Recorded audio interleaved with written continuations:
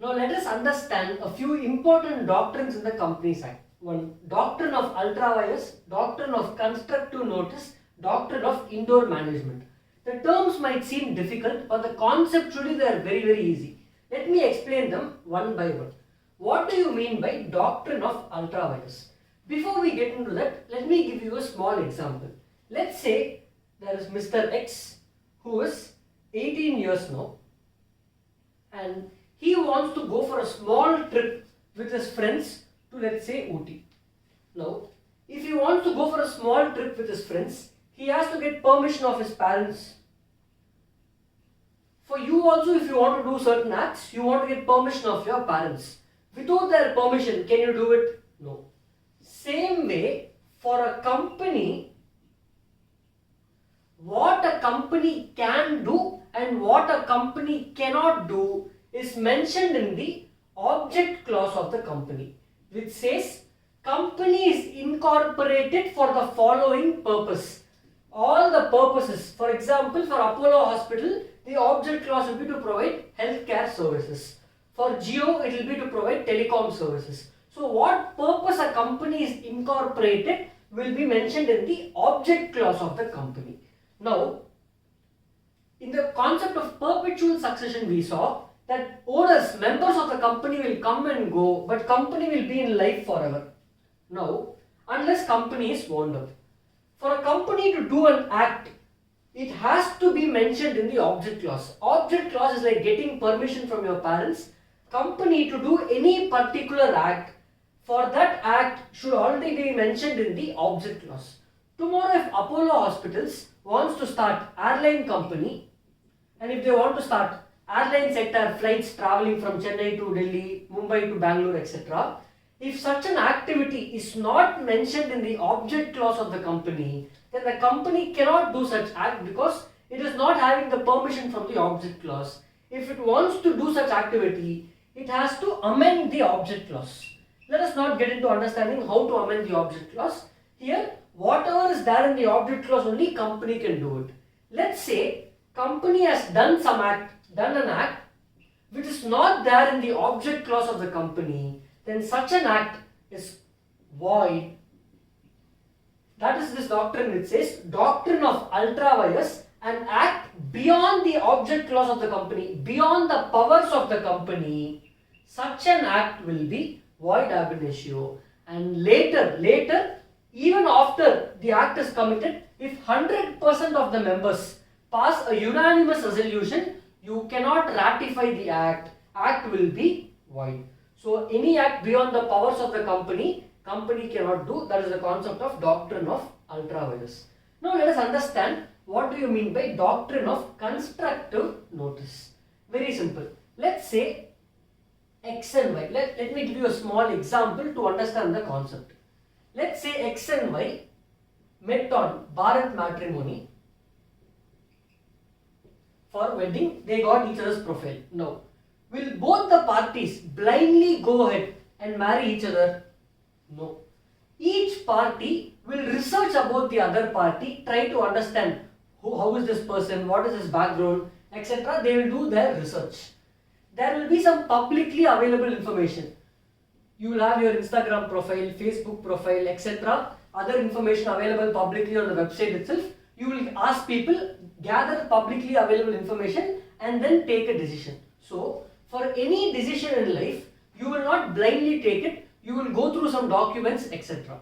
Same way what the Companies Act is saying, doctrine of constructive notice, meaning there are some documents about the company, like some public documents like MOA, AOA, etc., charges, etc. These are public documents, and any person transacting with the company, Companies Act is giving power that they can pay a small fees and obtain these documents from the ROC. Now, doctrine of constructive notice says all such public information about the company, if a person is entering into a transaction with the company, it is deemed that such a person is already aware about such information. For example, let's say in the marriage case, Y is already married and now divorced and wants to get married again. The same information was available on the Bharat Matrimony profile.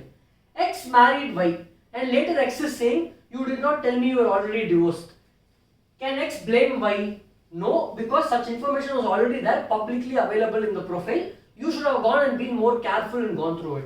Same way, when any person is transacting with a company, entering into any business transaction with the company, it is deemed that such a third party who is entering into transaction with the company has read the MOA, AOA and other public documents to understand about the company and get some knowledge. Now, let's take a small example. Let's say the articles of association of the company says the accountant of the company can give a loan of 1 lakh on behalf of the company. If company wants to give loan more than 1 lakh, then the managing director of the company has to sign and approve such loan. This is a provision, let's say it is there in the articles of association of a company. Now let's say I am transacting with the company to take loan from the company. It is assumed that I know the information that accountant can authorize only loan of 1 lakh, and if I want to take more than 1 lakh loan from the company, then managing director has to approve it. Such information which is there in the articles, it is deemed that I know this information. Doctrine of constructive notice. If I act without knowing this, if I act, it is assumed that I know it. Therefore, doctrine of constructive notice is a defense for the company against outsiders transacting with the company. However, there is an exception to this rule. Exception to the rule of doctrine of constructive notice is doctrine of indoor management. What is doctrine of indoor management saying? Let's say the same transaction, more than 1 lakh loan, managing director has to sign and approve it, get the permission of other directors to give the loan. Now, when I am obtaining loan from the company, I do know by reading the articles of the company, I do know that for a loan more than 1 lakh, managing director has to approve the loan. I know about it. But can I go to the company, open the company's office, go inside and check if the managing director is actually approving? No, I don't have that power. So the assumption is where company internally in the indoor management of the company has to do some procedures, it is assumed that the third party will assume that all those procedures are properly done. So when I am taking a loan from the company, I will assume that managing director has given the permission for this and he has signed this. This is the doctrine of indoor management. This is a defense for the third party, for me transacting with the company. After I know about the information, the internal management of the company, I cannot go and see if they are doing it properly. I will assume it is done properly. Again, for doctrine of indoor management, there are 3 exceptions. Let me see what those exceptions are. First, I know managing director has to sign for giving loan more than 1 lakh. I am taking a loan of 5 lakhs. I very well know that the managing director did not sign itself. I have the actual knowledge of irregularity, but still I am keeping quiet because if I raise this, I might not get the loan. So you took a loan of 5 lakhs. Now tomorrow your company is saying, no, loan is not valid, give the money back.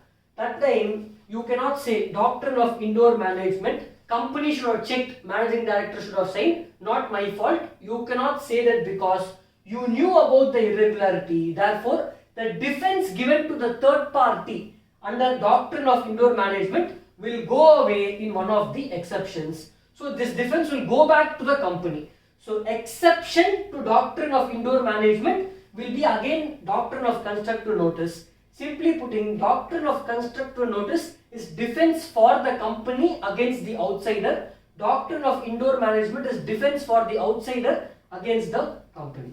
Second exception is suspicion of irregularity. I had a clue, I had a doubt that this procedure is not followed, then you remain silent, then I will not give you benefit of doctrine of indoor management. Third case, in case of forgery, instead of the managing director, the accountant itself signed and gave me the loan. Now, this is classic case of forgery. Forgery means there is no concept of consent. Consent itself is not given, there is wrong consent. Therefore, you will not have any defense. Again, you cannot take the benefit under doctrine of indoor management. Defense will go back to company. If there is a case of forgery, company will take the benefit of doctrine of constructive notice. So, exception to doctrine of constructive notice is doctrine of indoor management. Exception to doctrine of indoor management is these 3 points: actual knowledge of irregularity, suspicion of irregularity, and forgery. Now, let us proceed to the next concept.